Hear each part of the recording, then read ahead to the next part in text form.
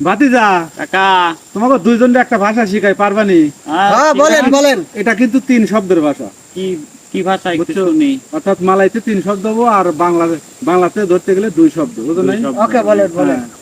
আমি ভাত খাই। আমি ভাত খাই। আমি ভাত খাই।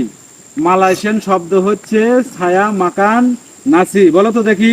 ছায়া মাকান নাসি মানে আমি ভাত ভাত খাই। খাবো। ছায়া মাকান নাসি বলো দুজনে। ছায়া মাকান নাসি। মাকান নাসি। হ্যাঁ, ছায়া মাকান নাসি। ছায়া আর মাকান বাংলাতে নাসি। হচ্ছে আমি ভাত আমি খাবো। ভাত খাবো। শিখতে পারছো? হ্যাঁ, হ্যাঁ, মনে সহজ থাকবো? ভাষা। থাকবো। থাকবো। ছায়া মাকান নাসি আর বাংলাতে হচ্ছে আমি ভাত খাবো। বলো।